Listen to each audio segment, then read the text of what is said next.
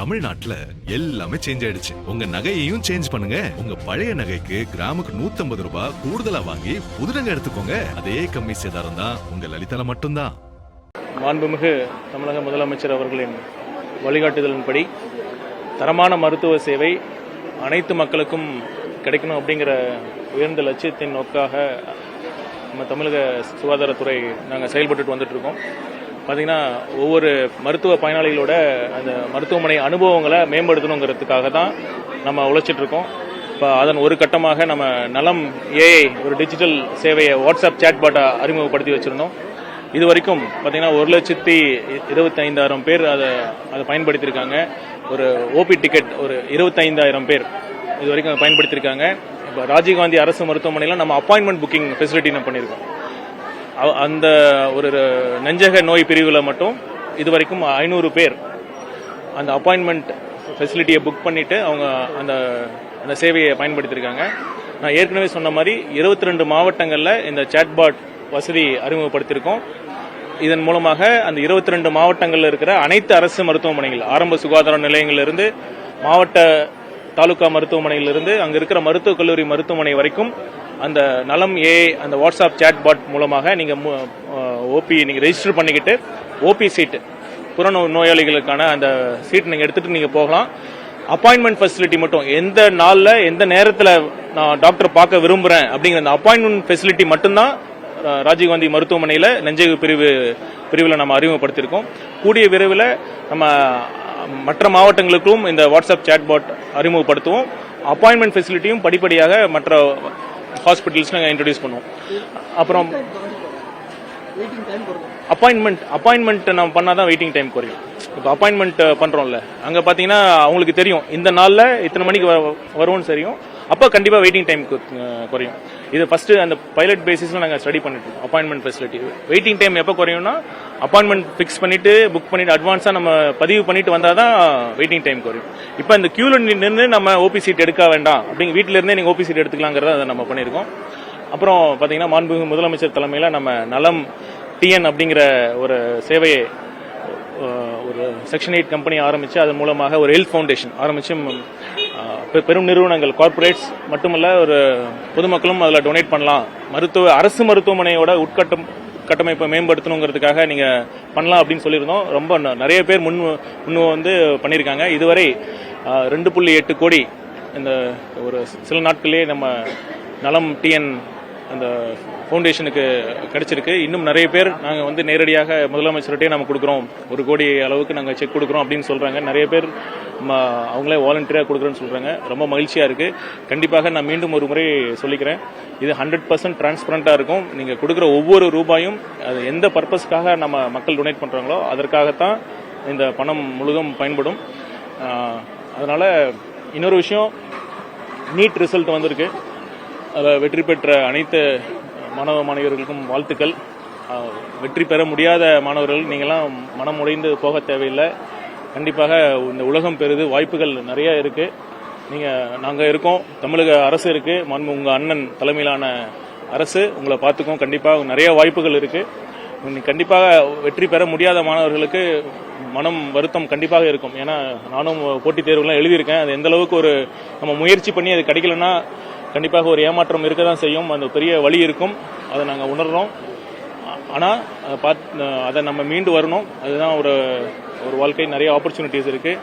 நீங்கள் இங்கே இருக்கிற வெற்றி பெற முடியாத மாணவர்கள், அவங்க குடும்பத்தில் அவங்க பெற்றோர்கள்லாம் நீங்கள் கூடுதல் கவனம் செலுத்தி அரசு ஒரு சேவை மையம் வச்சுருக்காங்க. 104ங்கிற எண்ணில் நீங்கள் தொடர்பு கொண்டு நீங்கள் இந்த நேரத்தில் கூட இருக்கணும். வெற்றி பெற முடியாத மாணவிகளுக்கு நீங்கள் கூட இருந்து அவங்களுக்கு நீங்கள் ஒரு உறுதுணையாக இருக்கணும். அங்கே மென்டல் ஸ்ட்ரென்த் கொடுக்கணும். தேவைப்படும் பெற்றோர்கள் கண்டிப்பாக இந்த சேவையை பயன்படுத்தி ட்ரெயின்டு கவுன்சிலர்ஸ்லாம் இருக்காங்க, சைக்காலஜிஸ்ட் கவுன்சிலர்ஸ் இருக்காங்க. உங்களுக்கு தேவையானதை கண்டிப்பாக அவங்க ஆலோசனை வழங்கக்கூடிய ஒரு வசதியை நம்ம ஏற்படுத்தி கொடுத்தோம்.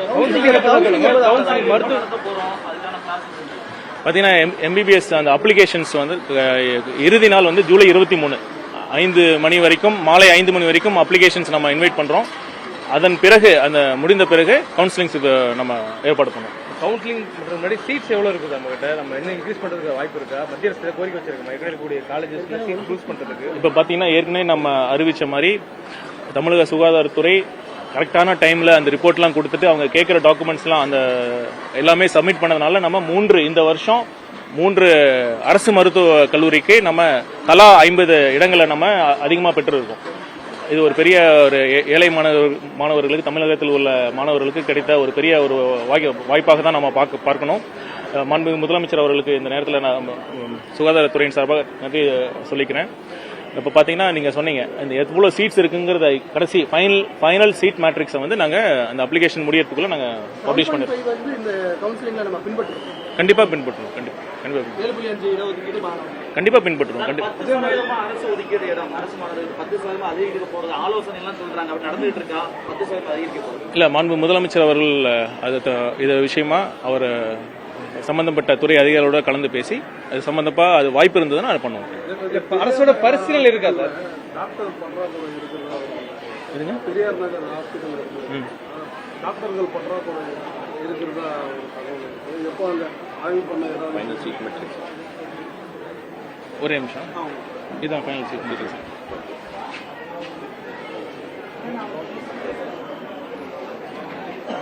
இப்போ சுகாதாரத்துறை செயலாளர் இப்போ ஃபைனல் சீட் மேட்ரிக்ஸ் எவ்வளோ சீட்ஸ் இருக்குது அப்படிங்கிறத அந்த புள்ளி விவரங்கள் நம்மகிட்ட கொடுத்துருக்காரு.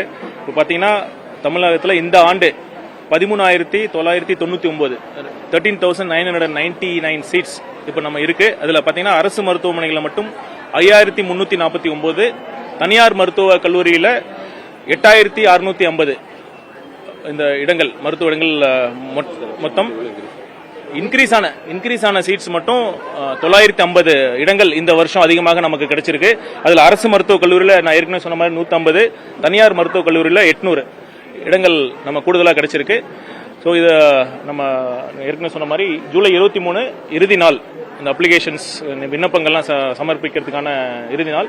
அதன் பிறகு விரைவில் எவ்வளோ சீக்கிரம் முடியுமோ நம்ம கவுன்சிலிங் நடத்தி அந்த அட்மிஷன்ஸை நம்ம பண்ண போகிறோம். நீங்கள் அந்த 7.5 சொல்லும் போது முதல்வர் முடிவெடுப்பார் சொன்னீங்க, துறை அதிகாரிகள். அது பரிசீலனை அரசோட பரிசீலனை இருக்கா?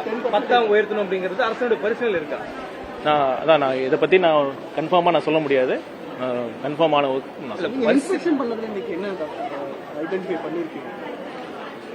பார்த்தீங்கன்னா நீங்கள் இந்த ஒரு கல்ச்சர் இருக்குல்ல, அரசு மருத்துவமனைனாலே கூட்டமாக இருக்கும், அரசு மருத்துவமனைனாலே அந்த இடம் அந்த சுகாதாரமாக இருக்காது, அங்கே டாய்லெட் ஃபெசிலிட்டிஸ் க்ளீனாக இருக்காது அப்படிங்கிற ஒரு எண்ணம் மக்கள்கிட்ட பரவலாக இருக்குது. நம்ம இன்ஸ்பெக்ட் பண்ணணும். நீங்களும் கூட வந்தீங்க. முன்ன இருந்ததோட இம்ப்ரூவ் ஆகிருக்கு. பட் ஆனால் கண்டிப்பாக இன்னும் மேம்படுத்தணுங்கிறத நாங்கள் ஒத்துக்கிறோம்.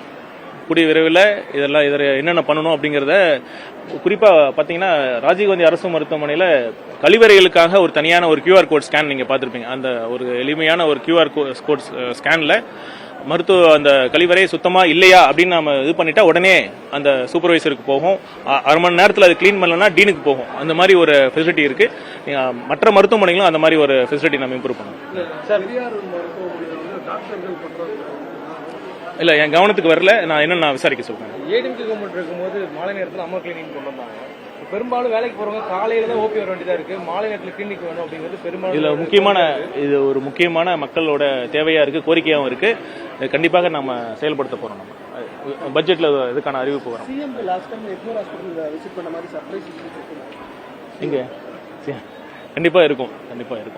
ஸோ இதனால என்னன்னா மருத்துவமனை மட்டும் இல்லை, அனைத்து அரசு அலுவலகங்களும் அங்கே அலுவலகத்தில் பணிபுரியும் அதிகாரிகளும் ஊழியர்களும் எந்நேரம் வேண்டுமானாலும் ஒரு தலைமையிலிருந்து ஒரு விசிட் வரலாம். அதனால நம்ம கடமையை தவறாம நேரத்துக்கு வந்து கரெக்டா அனைவரும் நம்ம கடமையை செய்யணும்னு நான் கேட்டுக்கிறேன். தேங்க்யூ.